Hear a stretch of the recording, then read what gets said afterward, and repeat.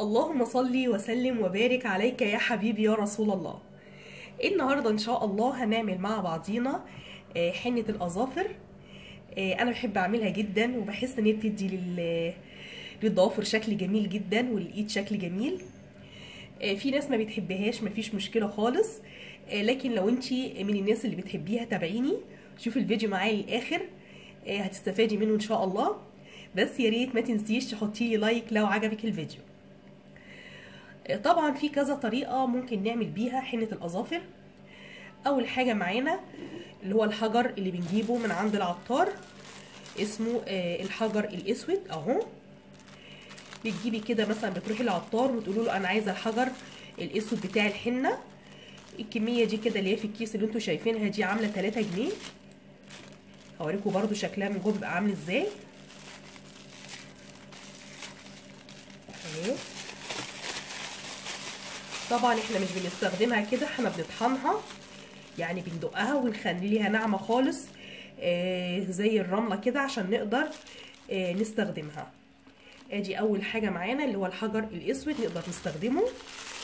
بنطحنه كويس جدا، وممكن نستخدمه بالميه بس، يعني نضيف عليه شويه صغيرين من الميه وبعدين نحطه على ايدينا. وممكن نحط عليه ماء اكسجين او اكسجين كريم، الاتنين مفيش منهم مشكله خالص. وممكن حاجه كمان برضو زي حنة جلوري، وانا استخدمتها معاكم قبل كده برضو جميلة، والسواد بتاعها جميل جدا. انا فاتحة كيس قبل كده عشان كده هستخدمها. انا فاتحة منها كيس قبل كده، بس انا حبيت برضو اوريكم الحجر. الحجر برضو من الحاجات الجميلة، الناس اللي ما بتحبش تحط اكسجين على ايديها تقدر تستخدم الحجر.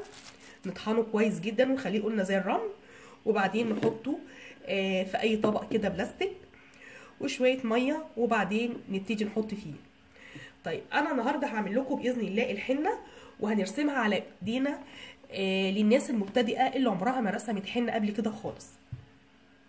طبعا احنا متعودين بنستخدم عصايه شيش او العصايه بتاعه الودانه. في الحالتين بتلاقي لخفنه كده في الاظافر، وتلاقي الحنه كده طلعت ما بين ايديكي، يعني صعب جدا تتحكمي فيها. النهارده هنرسم بالقلم اللي هو القلم الرصاص او القلم بتاع الالوان، اي قلم موجود عندك هنرسم بيه وهنتحكم فيه كويس جدا، ومش هتبهدلي ايدك وهترسميها وكأنك محترفة. طبعا اكيد كلنا بنعرف نمسك القلم، لكن اكيد كلنا مش واخدين على ان احنا نمسك عصايه الشيش، فعشان كده بنلخبط ايدينا وبيبقى شكلها وحش، وطبعا بتقعد فتره عشان تطلع من الجلد.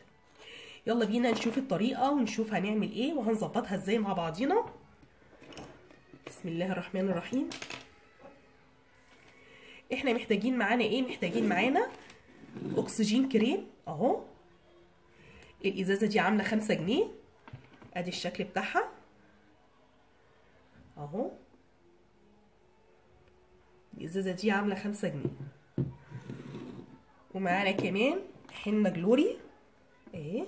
طبعا بتقعد معايا كتير جدا، يعني الكيس ده مش قادره اقول لكم، قبل كده عملت منه كذا مره، بس المره دي استنيت لما الحنه تروح خالص من ايدي زي ما انتم شايفين اهو. يعني خلاص بدأ ما يبقى لهاش اثر في ايديا، عشان كده قلت بقى اعملها المره دي ان شاء الله معاكم وتشوفوا الطريقه معايا. هنحط بقى شويه كده من الحنه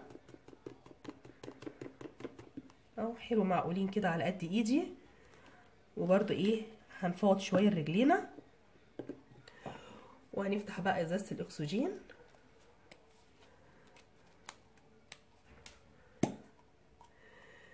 اهو. هناخد برده شويه صغيرين منها، تقفليها بقى على طول علشان الاكسجين اللي جواها ما يطيرش. وهنقلبهم بقى كده مع بعضيهم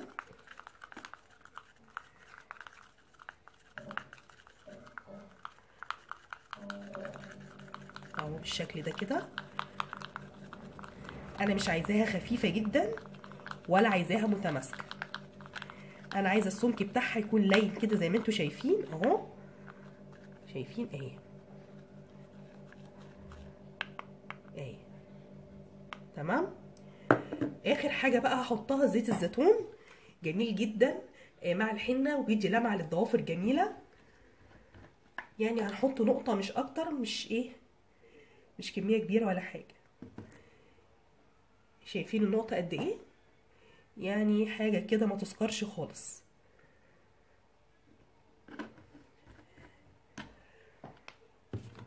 اهي، وهنقلبها برضو. هنسمي الله بقى.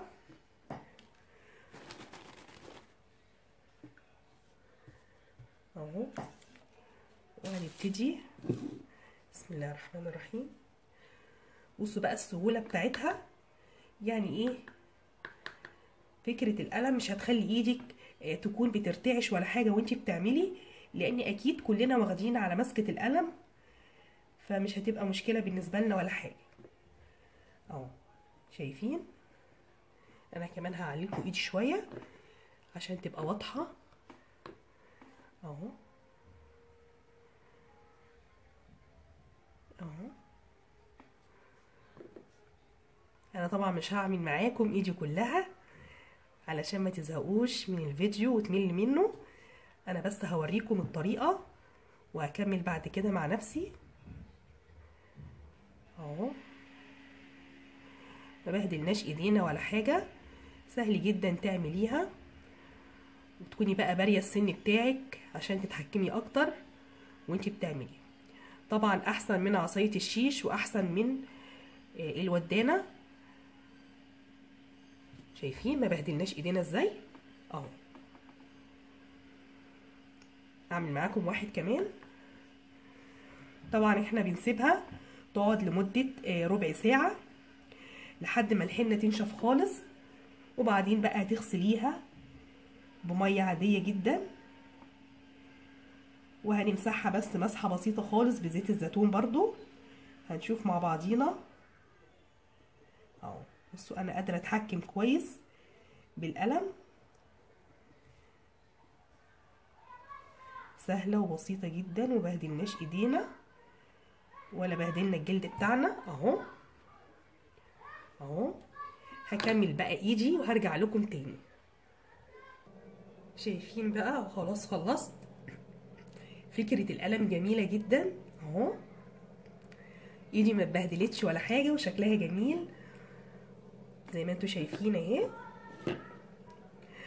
انا بقى هسيبها كده لمده ربع ساعه لحد ما الاقي الحنه دي خلاص بقى بدات تقشر كده وتنشف، وهقوم اغسل ايدي على طول وارجع لكم تاني عشان نشوف الشكل النهائي بتاعها عامل ايه.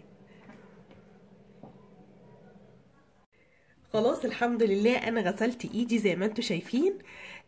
الحنه قعدت في ايدي بالظبط نص ساعه. نص ساعه لحد ما نشفت وادتني الشكل الجميل ده اللي انتوا شايفينه اهو. وبمنديل بقى كده اخدت شويه من زيت الزيتون وابتديت امشي على ضوافر ايدي كده اهو. شايفين اللمعه عامله ازاي؟ ادي الشكل النهائي، وادي الايد التانية. طبعا ايدينا ما اتبهدلتش خالص ولا اي حاجه. بصراحه فكره القلم جميله جدا. نادرا لما بتعملي الحنه دي وما بتبهدليش ايدك. دايما بتلاقي الجلد من هنا كده اتبهدل وشكله ما بقاش ظريف خالص. دلوقتي شكلها حلو وجميل. انا فرحانه جدا بالشكل بتاعها كده، وفي نفس الوقت الحنه جميله ومش مضره للايد خالص.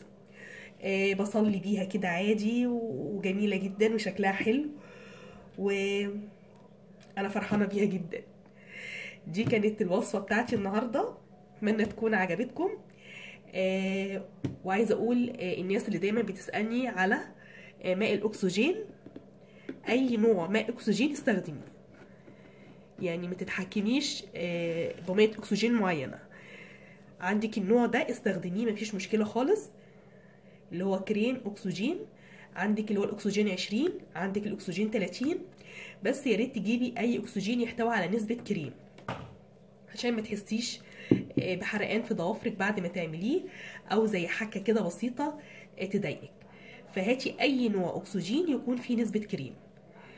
وزي ما قلت لكم عندنا الحجر الاسود لو مش حابه تستخدمي اكسجين خالص، وعندنا حنه جلوري دي اللي انا استخدمتها معاكم النهارده. ده كان الفيديو بتاعي، اتمنى يكون عجبكم، ويا ريت لو عجبكم الفيديو بتاعي ما تنسوش تعملوا لي لايك.